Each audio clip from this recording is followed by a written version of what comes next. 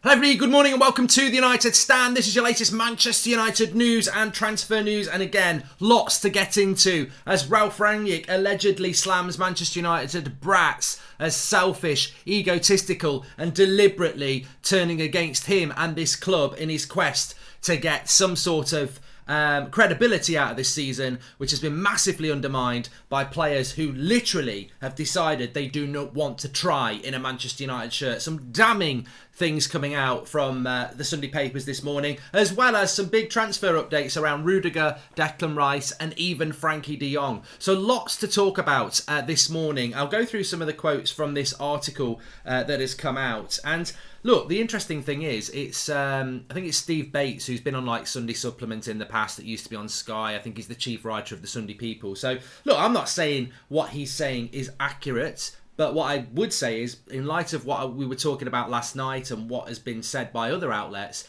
there's definitely elements of truth in there. And I think that the first thing I would say is that the consistent theme here is that this is on the players this season. They've severely let the fans down, the club down and themselves down. But there are two key strands here that we need to talk about. But first of all, let's just go through some of these quotes. So some of these quotes from the article, I should say. So this is from Steve Bates, who's a journalist, head of sport for the Sunday People. He said that after talks with John Murtough and Richard Arnold, Rangnick has been asked to hand Erik ten Hag's brutal, nose-hard, barred rundown on the players in the Dutchman will inherit in the summer. Rangnick believes he's been let down and hung out to dry by a dressing room he's privately branded as selfish, overinflated, lacking quality and too powerful. I mean, look, whether that's misquoted, whether that's accurate, whether Rangnick would agree with that, whether he would, publicly say I did say that, it's genuinely not going to be very far off the truth. I mean, he's more or less said that in the press conference on Friday night, but ultimately selfish, overinflated, lacking quality, and too powerful. That is probably four of the best words to describe Manchester United's dressing room anyway. They are selfish. They're not good enough. They are egotistical and they are too powerful. And it has led to this season, which I'm tired of saying it myself, is going to be the worst season in most people's lifetimes and certainly in Premier League history. Why is that? Because we have a dressing room that is selfish, that is not good enough, that is too powerful and too egotistical. And, Ralf Rangnick has been the sufferer of that. So senior sources inside Carrington Ground say that Rangnick has been staggered by the lack of professionalism amongst the first team squad. He claims that some players have blatantly ignored his instructions when he's given them a pattern of play to employ in certain games. And yes, I think we all know who these players are. They are the players that have consistently performed badly or are not getting into the team. We spoke about this last night, how Lingard told Scholes that the dressing room's a disaster, how McTominay said there's problems with players, how for months and weeks we've heard about leaks and dissent in the dressing room. I woke up this morning and I actually thought, you know what? I've seen United lose games. I've seen United get smashed. I've seen United Aguero moments. I've seen really disappointing moments. I've never known this, because this is worse than losing a game. This is worse than an Aguero moment, because in that Aguero moment, it was like seconds away from winning a league title. We basically lost the title on goal difference, didn't we? It was hard, but we knew we were in the right direction. This is a team that is in the worst position I've known it in my life. It's players. It makes you want to, I'm not going to be melodramatic and say it makes me want to cry, but it hurts. It really does hurt to know that this football club, and look, fans don't agree on lots of things, I get that, but one thing we do all agree on is how much we love the football club and how passionate we are. And to know that we've got players that are representing, let's not forget, the players at Man United, they're representing Manchester United.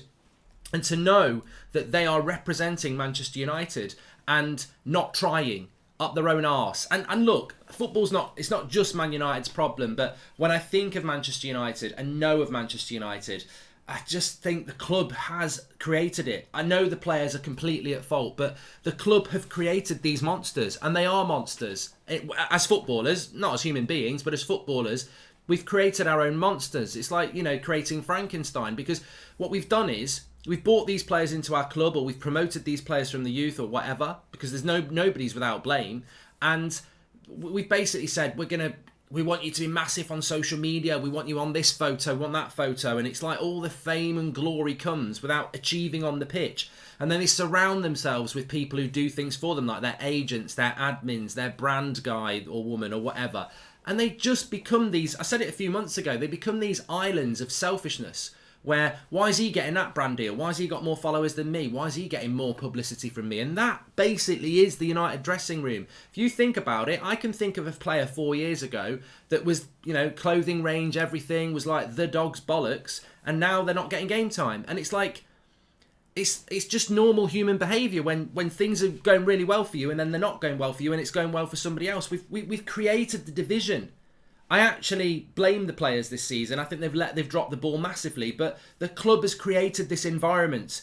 You know, many of our fans say we're a brand, we're not a football club, and that's always easily evidenced by what we've achieved on the pitch. We've not been in a title race, we don't win trophies, we're a business, we're not a football club. But there's another side to that. It's not just about what you're doing on the pitch, it's also about what we've created in the dressing room, on the training ground. We've created an environment that is toxic. But the club can't see that they've created that environment. I mean, even simple things like Bruno Fernandes was on 100 grand a week. Maguire, Luke Shaw, Rashford, Martial, Pogba, they're all on double or treble what he's on. That's just stupidity from a football club straight away. You've also got, you know, the push for social media. You can model the kit. You can be the one on this picture. It just generates jealousy, and jealousy leads to the... Well, I feel like I'm like Yoda here, but the reality is we've created a very envious, toxic, greedy, selfish environment, and the club has created that from the very top with what the Glazers are. The Glazers are business people. They are franchise people. They are mercenary people, and they've created, you know, is it any surprise that we've created that throughout the club where we've now got a squad which is basically mercenary, selfish people, and this is coming from the manager. And look, you can't be a commercial football club and a successful football club because this isn't American football. It's not baseball. It's not snooker. It's not anything else. It's football. And in football, it's evidence that all the best teams through history have a team ethic for each other. How can you have a team ethic when everybody's out for themselves? And that football club is out for itself. It's selfish. It's toxic. Everything that's been said in that article that apparently Rangnick thinks about selfishness, egotistical, too much power, not good enough, is absolutely true. How many players have we got at United who are on 200 grand a week who shouldn't be on 50? With Paul Scholes basically confirming that Lingard is one of the leaks, was the name you knew of earlier that was leaking news to the media? Lil, no. Actually, no. And look, I said it last night. I don't feel that Jesse Lingard or even Scott McTominay are leaks. They may well be leaks, but I don't feel that they're leaks in the sense of what we had in January. I mean, look, Paul Scholes has said, I don't think Jesse will mind telling you that the dressing room's a disaster. I mean, obviously Lingard has leaked that information, but Scholes, if Lingard had said to him, don't say it, then probably wouldn't have said it. The worst leaks at United are the backstabbing leaks, the ones who've got friends in the media who say, you can put this out, but don't name me. At least we know Lingard told Scholes that. The worst ones are the ones that have just been doing it for months and months. Mark, I can respect you still think there can be a player in Rashford, but I cannot forgive him for his actions on and off the pitch this season, says Carl. Well, look, I'm not here to guide anybody on what they should do on individual players. But what I would say is there's more quotes coming out from this article. But I think one thing, I was talking to Robert McCormack about this morning, actually. I've not seen Robert in the chat for a while, but he sent me an email. And I said to him, look, I think two things that the fan base don't realise.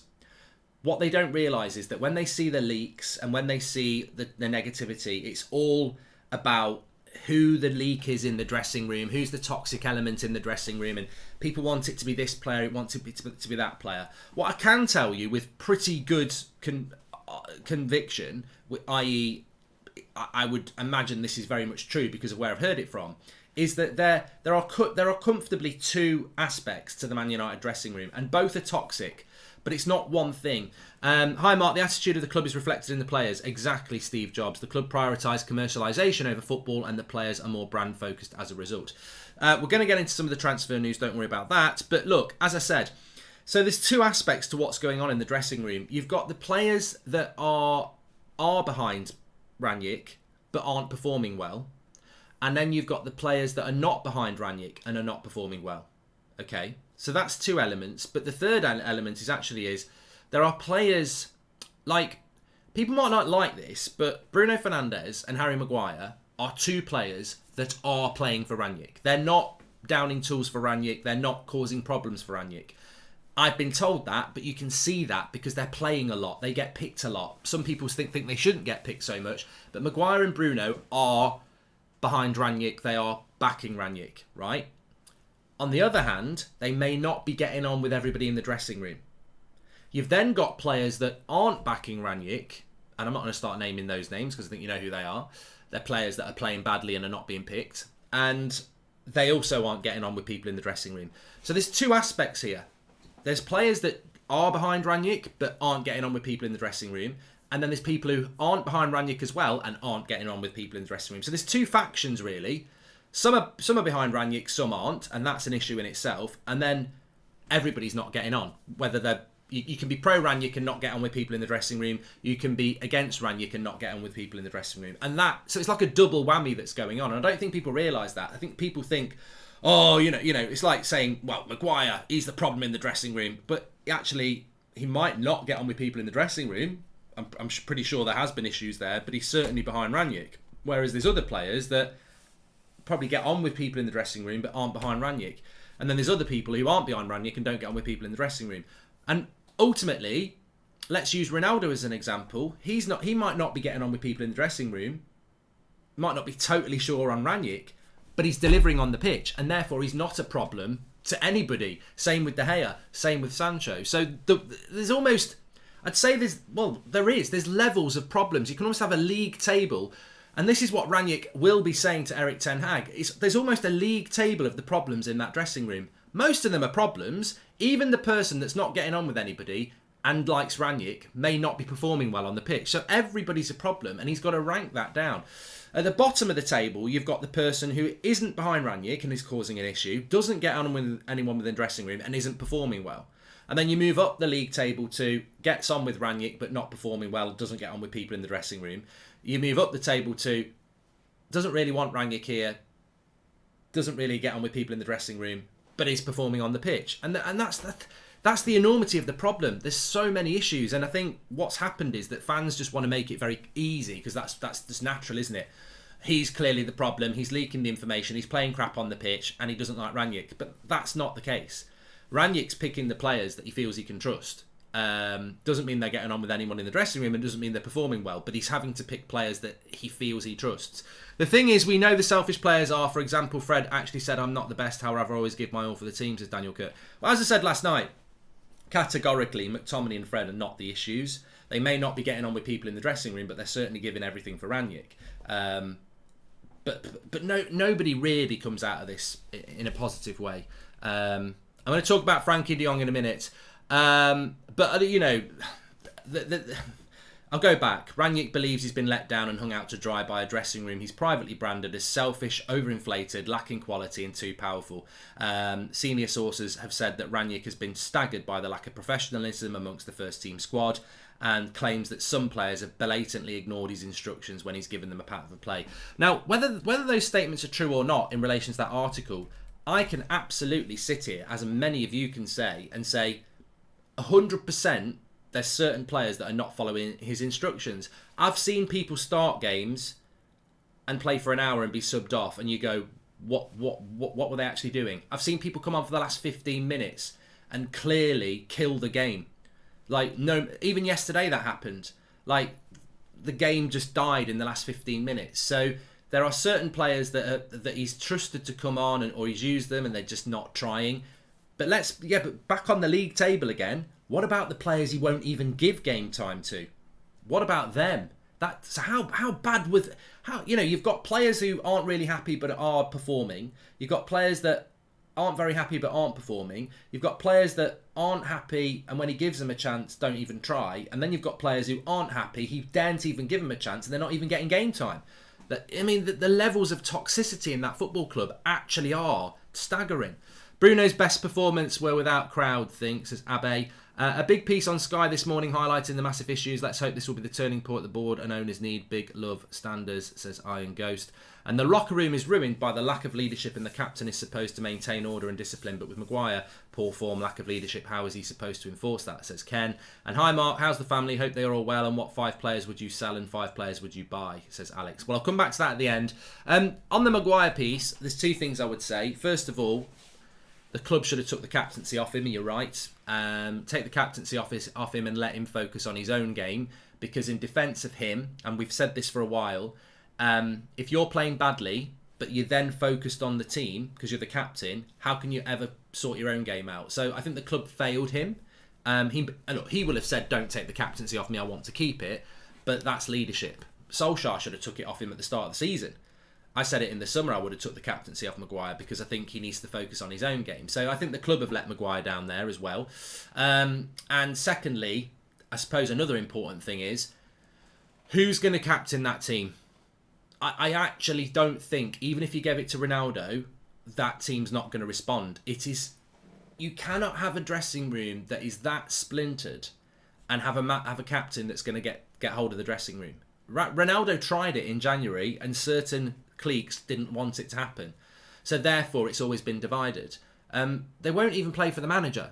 So they're not going to play for a captain. And literally nobody in that dressing room is universally liked. Nobody is universally liked in that dressing room. So I think it's almost an impossible job to be the captain. But I do agree that it should have been taken off Maguire to focus, to help his game. But who the captain should have been? I mean, Bruno didn't do a great job yesterday, did he? Rangnick is totally right to call out the players, but should he not shoulder part of the blame? He never admits to any of his own mistakes, says Ash. I mean, there's always going to be blame with the manager, Ash, but I think that, again, I would say the same as what I said about the captaincy there. That dressing room, that club's unmanageable at the moment. There's no manager that can manage that dressing room because that dressing room is so selfish. They're not interested in who the manager is, what the fans think. They are only interested in the battles in that dressing room, and it's become very clear. People are literally downing tools and causing issues and leaking information. It's a war zone in the dressing room at Manchester United. That is the battle that's playing out. Nobody's interested in what the fans think. Oh, they'll clap us at the end of the game and they'll say, even Delo's come out and said pride again. I mean, look, De Gea tweeted yesterday as well. It doesn't mean anything. It doesn't mean you're responsible as an individual, but you can't keep coming out with, we need to look in the mirror, it's about pride, we can mathematically still get top 4. You've got no bloody chance. Football fans aren't stupid. This season was gone at Christmas. It was very obvious it was gone at Christmas because you're not a team. You're not a team. You're a bunch of selfish, egotistical, power-hungry crap players, basically, because an individual is only as good as the team they play in at football. You drop Lionel Messi into a Stoke City side, he'll be shit. So you're only as good. Ronaldo's success would never be this. Ronaldo would win nothing with this team. Nothing. Even in his prime, he wouldn't win Ballon d'Ors because you're only as good as the team you play for. And if you are a top player, if you're in the right team, you will transcend it and you will deliver what Ronaldo did at Real Madrid and what Messi did at Barcelona. But they wouldn't succeed in this team. And it doesn't matter who the manager is. It doesn't matter who the fans are. It doesn't matter what the badge is on the shirt. This squad and many players within it have decided to go down the route of selfishness to protect themselves. They are individual brands which the club have made, surrounded by yes men saying it's not your fault, it's not your fault. And look, this is a glimpse into the United dressing room. Take any player, whoever it is, whether it's one of your favourites, one of the ones you don't like, and just imagine this. That player is surrounded by family, friends, agent, brands, admins saying, you're not the problem. Why are you getting the blame when he's a problem? And that blame culture has destroyed our season. Because as McTominay said yesterday, and as we've been saying for weeks and weeks, not one player has looked in the mirror and gone, you know what, they're responsible, but I've got to look at my own game. I'm responsible for me. I can control the praise and criticism against me, because if I perform well, then I will get the praise. But no, too many players in that dressing room have gone, well, why is he getting that? Why is he getting that? And I'm getting all this blame, and he did that, and he did that, and why is he making that mistake, and this, that, and the other? And it's so obvious to see, because you see certain people connected with these players liking tweets about mistakes and this, and it wasn't his fault. And you think, well, and they're very close to that player, and you think that's obviously being fed into them. There's this blame shifting culture within the team, and there's no accountability. And the sad thing is that actually there are people in that dressing room who should be role models, because if I'm a player that's getting a load of shit, and I'm not having a good season, and I'm going, why am I getting the blame and he's not getting the blame? You're just focusing on the negativity. He's made a mistake. Why doesn't he get as much shit as I do? Why are you not looking at David De Gea or Cristiano Ronaldo or Jadon Sancho, who get a lot of praise? Why are you not figuring that out? Why doesn't Ronaldo and De Gea and Sancho get as much criticism? Because they're delivering on the pitch, but they're too focused on shifting the blame. Anyway, let's just finish off what's been said here. Rangnick doesn't rate... Rangnick has told John Murtough and Richard Arnold many of United players are not fit for purpose and physically cannot cope with the high energy opponents who run further, faster and harder. I mean, that's damning as well. He said that... It goes on to say that Rangnick doesn't rate Wan-Bissaka, Eric Bailly, Phil Jones, and is unsure about Victor Lindelof's decisiveness and positioning. He also believes that Harry Maguire has carried the can for a series of inept defensive displays by the team, but feels Manchester United's 80 million investment is so substantial the club can't simply write him off. Well, that is absolutely spot on. I mean, that is well known from very good sources that is the case. Wan-Bissaka, they would like to sell. Eric Bailly, they want to sell. Phil Jones, they will let go. And obviously with Lindelof, he always goes for Maguire over Lindelof. So that's true. Maguire has carried the can for a series of inept defensive displays by the team, but he feels 80 million investment is so substantial the club can't write him off. Well, Ralf Rangnick would never think that.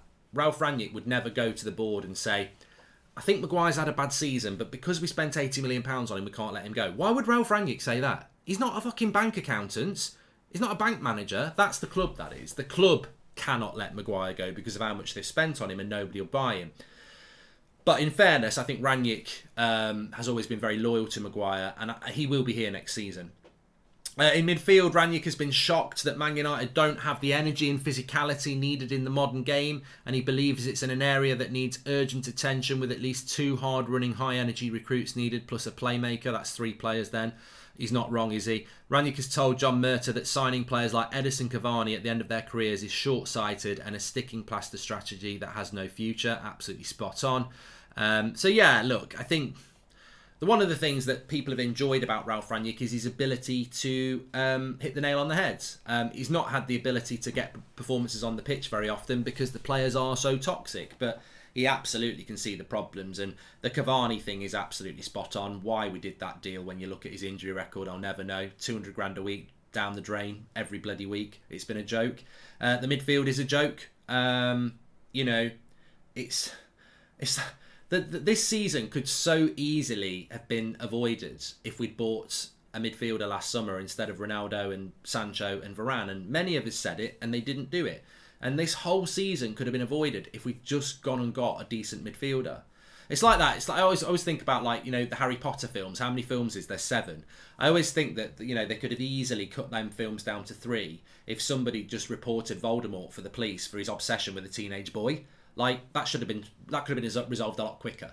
And I think with Manchester United, they could have resolved this season a lot quicker if they'd sorted out the midfield, because it has caused us a big problem. We need Tyson Fury to knock these guys out for their rubbish performances. This is iffy. What an uppercut that was as well. What defines a broken dressing room? Toxic cliques or just a few rotten apples that need rooting out? Surely the captain is a title. Just the armband doesn't mean players actually see him as the captain, says Shuddy. And Bruno needs to be dropped next game, says Sakif. Look, I was very unhappy with Bruno yesterday, but ultimately, I wouldn't let Lingard near that team. I mean, Lingard's the same as Pogba for me. There's just, what's the point? Like, the individual has to take responsibility, and I wouldn't let Lingard near that team, and I don't think Rangnick really wants him near the team. So, what's better for Man United's future? Is it to stick with Bruno, or is it to chuck Lingard in, who is going to be gone? I mean, I'd rather play Mata, to be honest, but Mata can't play 90 minutes. So, look, there's a player in Bruno, there's a player in Rashford, but I think many people have sort of given up on them, haven't they? Hannibal should be given game time, says the chat. Yeah, I wouldn't go near giving Jesse a start, really, especially after the weekend where Rangnick will now know that he's leaked that out. You can't start a player who's done that. So I think Lingard's done himself no favours, but he's probably done it because he knows he's not one of the favourites anyway. So it's just a toxic dressing room. No matter no matter how toxic you are, everybody's got some responsibility on that this season, and it's disgusting. I really, you know what? As I said, when you actually think about it, we've witnessed all sorts of things. We lost the Europa League final last year. We've been beaten by Liverpool. We've had some bad results over the last few years, but have we ever been in this position where, look, we've got a new manager come in, but I think hopefully we're just hitting rock bottom. We're almost at the point where it can't get any worse, because the results have been terrible and the dressing room is a disgrace. And I remember when the leaks came out in early January and people were saying, we even had players being interviewed saying, oh, it's just paper talk. It's just paper talk. I will never trust a United player from that squad again. Because how many of them came out in January and February and tweeted out and this, that and the other? It's just paper talk. They're just trying to disrupt us. There's no dressing room issues. And yet, 3 months later, they're all admitting it now. They're all bullshitters and liars, aren't they, really? Wreck-It Ralph is in business now, and about time too. I respect him for biting his tongue and staying professional despite these snakes, says Chad Fox. I mean, look, the way future, the future is what we need to focus on. But the future is also Chelsea on Thursday night. It's Brentford a week on Monday. It's Brighton and Palace away. We've only got, 4 games left? 4 games left. And we're going to be the lowest points total we've ever had. It's devastating. Devastating. And as I said, I think anybody can accept defeat. It's part of sports. But you can't expect defeat. You can't. The thing that you just cannot accept is what we've heard. The lack of professionalism, the lack of care, the selfishness, the falling out. I mean, I can't. I put myself personally into that situation. If I'm fortunate enough to play for Manchester United and I'm in that dressing room and people are not getting on, I'm just like, hold on a minute. We play for Manchester United. All it stands for, 74,000 people out there. This is a privilege, and we're not trying because we don't get on with him, or we don't get on with him, or we don't like that, or we don't like that. Where's your professional pride in wearing this shirt? Where's your professional pride to realise that the money you earn is because of the people out there watching you? How arrogant and up your own arse are you that you've downed tools because you don't like the situation going on? You are privileged. If you don't like it, fuck off. This is Manchester United, and these players have decided, I don't care about the fans, I don't care about the manager, I don't care about my fellow teammate, I'm not going to give my all, and I'm going to cause trouble all season. It's just unbelievably unpalatable to realise that we have a squad of players where most of them have decided, I'm going to put myself first. And you do just think, you overprivileged, egotistical arseholes. The only reason you're in a position to sit there and go, I'm going to look after myself, I'm better than everybody in here. The only reason you're on 200, 300, 100 grand a week is because of us. Because of this football club. Because it decided to buy you. Because it gave you the chance. And it gave you the exposure. And it gave you the platform. And it's so worrying how little respect they've got for the football club and the fans, that having been given this privileged position, they believe their own hype over the position, over the club that's put them there. It's disgusting. It really is. At what point did you see Man United start going down, says Lord? This season has been the one for me. This season's been the one for me. The minute I started hearing rumours back in October that the players were turning on each other, the minute I started seeing the media say that Ronaldo's the problem, and I just thought, I know what's happened here. Ronaldo's gone into that dressing room and he's basically called them all out. And they don't like it because they've had 2.5 years under Solskjaer where he's basically said, yeah, they're best. And, and they're all bloody holding hands at Carrington. It's like, I think basically the problem started because we brought someone in with a winning mentality who called them out. And they're so privileged and up their own arse, they didn't like it. And you know what? I've said this a few times as well. As bad as it is, as long as we keep the momentum on ruining the atmosphere for the lazy players, it needed to happen. I suppose that's the only positive I would take, is that if we hadn't have brought Ronaldo in and we hadn't have lost under Ollie and we hadn't have ended up where we are now, we wouldn't be in a position where we've got Ten Hag coming in and there's an opportunity to clear house and start again. The worst situation would have been that Ollie'd stayed, we'd never bought Ronaldo, we'd never bought Varane, we'd never bought Sancho, we'd grinded out fourth again and he's here for another 3 years. The reality is that this season has been horrible. But what's that saying? You've got to crack a few eggs to make an omelette. And I think my hope is that all this has happened will actually happen for a positive reason, because it clearly needed to happen. It did. It clearly needed to happen, and it's actually exposed the real character of this squad. That they can down tools because they don't get on just shows how weak that mentality is, and no wonder we've never won any trophies or bottled so many semi-finals, because the going gets tough and this lot run off. Sakif, emotional damage FC. Yeah, well look, let's talk about. I'll tell you what, Divine. I'll talk about De Jong when I want to talk about De Jong, because I've got a little message for you.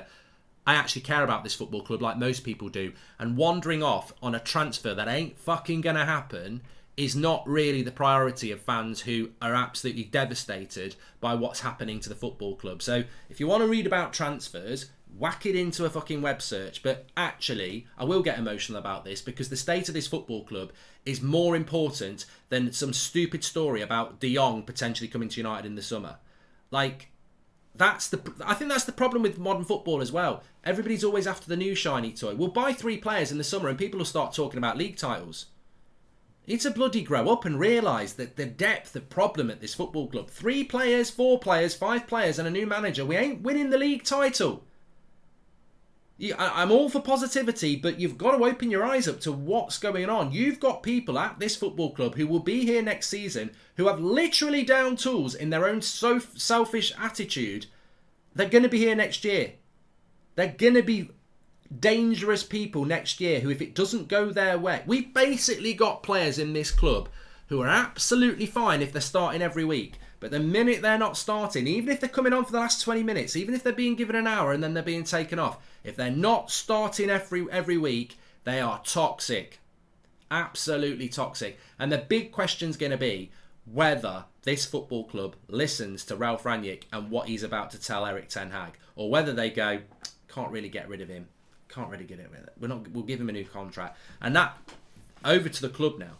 Not only do players not care about the fans or any other players, they don't care about the reputation and legacy of the club, says Selt. Hi Mark, should play more youth players for players who don't want to play for the badge, says Adam H. The current midfield isn't good enough. However, most centre midfielders would struggle in this United side. Defence usually is so deep, and an attack that don't track back leaves the midfield with so much ground to cover, says Andrew C. I think you're absolutely spot on. And I'm glad that this is coming out. The club needed a full reset, says Rickster. Post Fergie, every manager had remnants of previous ones. Now we can get a fresh start, says Rickster. I don't believe that we will get a fresh start, Rick. I don't know what everybody else thinks, but I really don't. We're only 4 goals away from conceding the most in a season in 43 years, says Duncan. It's terrifying. I don't actually think it's going to get better quick. It's impossible. If I said to you, there's over 15 players in that team that need to go because of their attitude this season, we ain't selling 15 players. So whatever happens next year, we're going to start next season with a percentage which is probably around 30% of that squad, which is still toxic. So look, everyone deserves a second chance, of course they do, but you know, once a snake, always a snake. And these players, and what I mean by that is that in football, selfish players are always selfish players, and we've got too many of them. So it's going to take time for Erik ten Hag, and the club need to deal with this properly. So personally, I think the biggest headline is things that there are actually players in that team that a year ago we thought were key players that are now players that you'd go, I'd sell them, and that's the biggest problem. The fringe players, it's easy to get rid of those. The out of contract players, it's easy to get out of those. I'm not going to judge United's summer on Cavani and Pogba and Lingard going, because they're going. And Mata and Matic. Whatever you think about them individually, they're going. I will judge this summer. And I'm not going to judge this summer on selling Eric Bailly, he doesn't play. Or Dean Henderson, he doesn't play. This summer, for me, will always be, do we get rid of the first team players that have been toxic? I don't think we'll get rid of any of them. You can pull a name out the hat. I'm not going to bother with that because I think it's a bit unfair. But I'm talking people that you would consider a first team player who've underperformed this year. Will we sell any of them? I don't think we will. And therefore, what's changing? Because these people have played this year and they've underperformed, and you're going to give them another year. That is where we should be making changes as well. The players should take inspiration from Kobe Bryant and develop the work ethic that he had, says Ven. And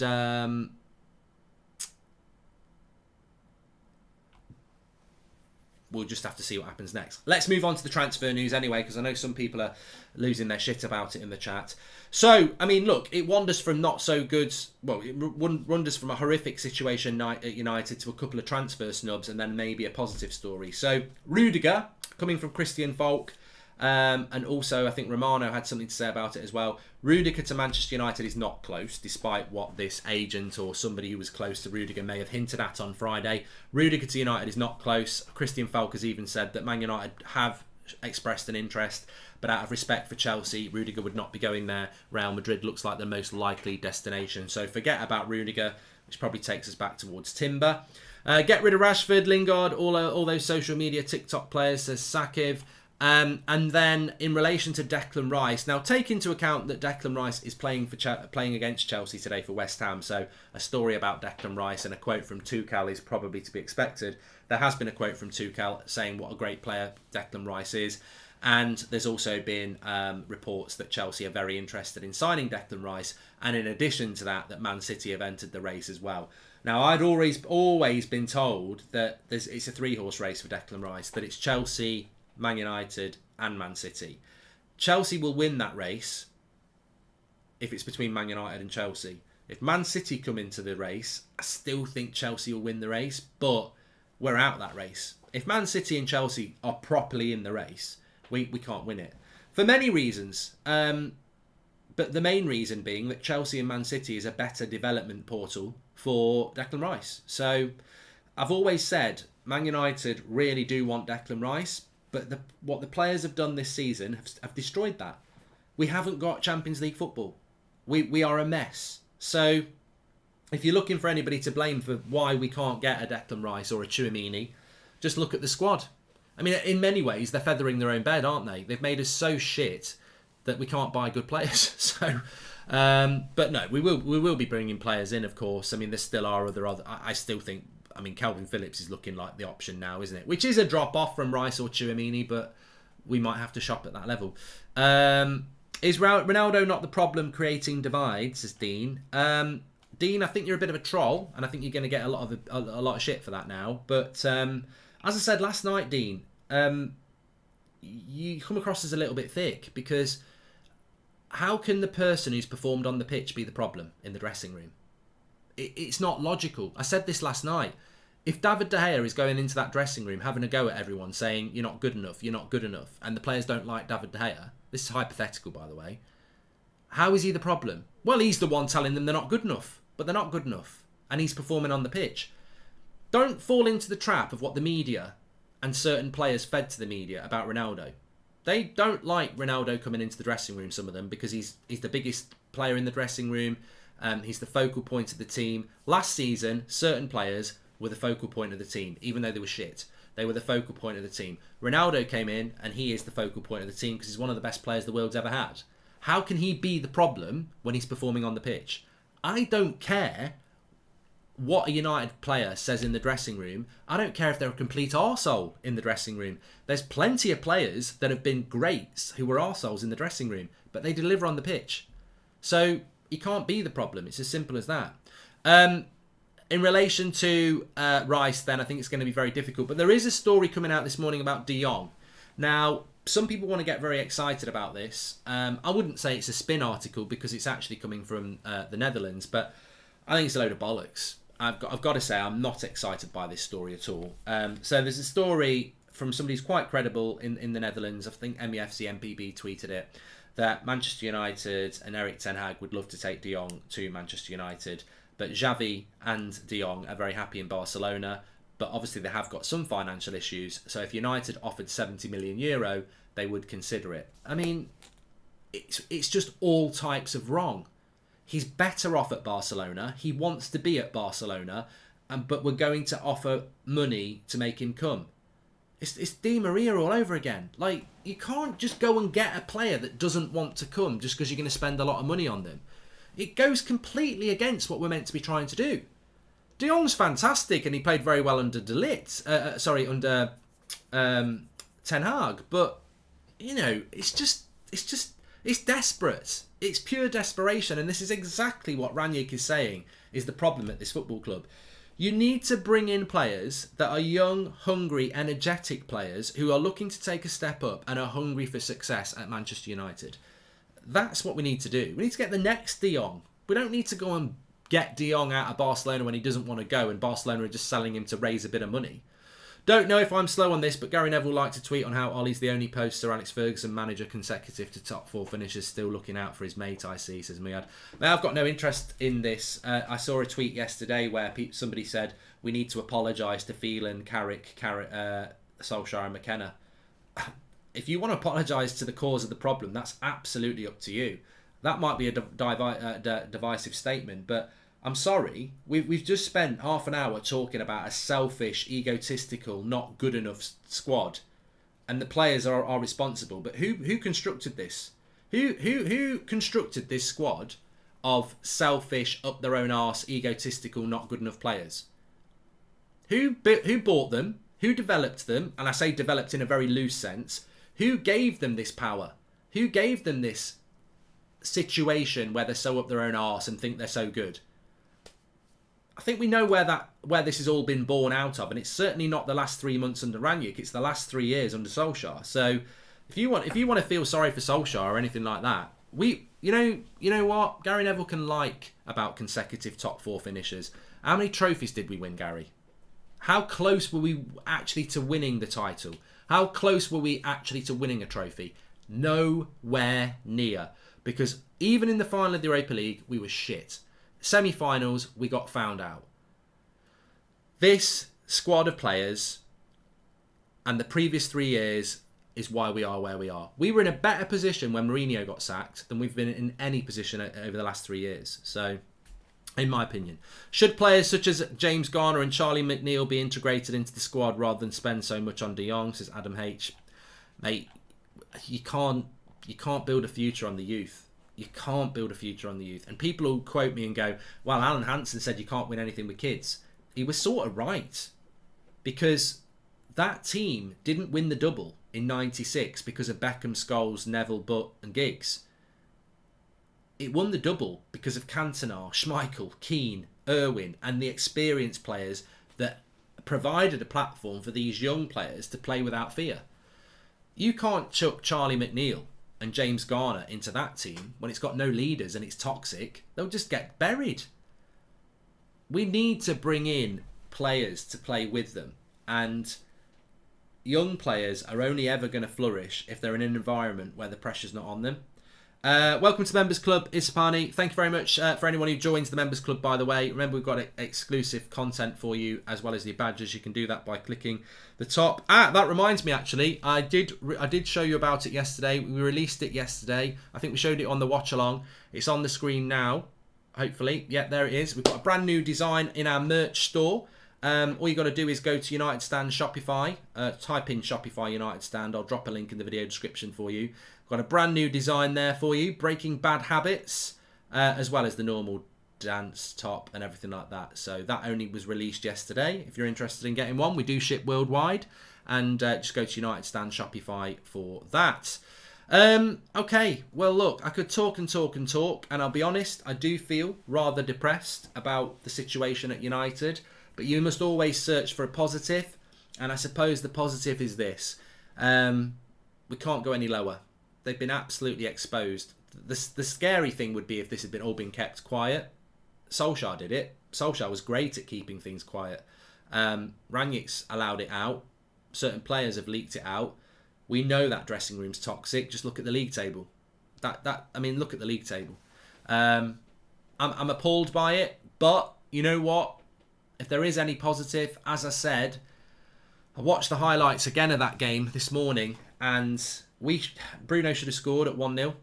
Why he took an extra touch, allowing Gabriel. McTominay could have scored from the header. Alanga should have scored when he was through 1-on-1. I thought their third goal should have been offside, and Nketiah is clearly blocking De Gea's view, but Bruno makes a mistake. Telles makes 2 mistakes. We were good for a point yesterday, and if we'd have got a point yesterday, we'd be in a very different mindset.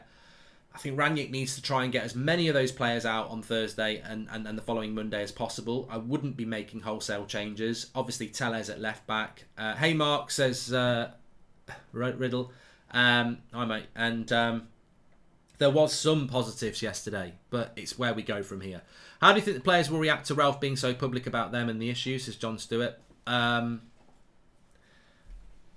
He'd already been public before the game yesterday, and we put in one of the best performances we've put in weeks. So I don't think Rangnick can do anything wrong anymore.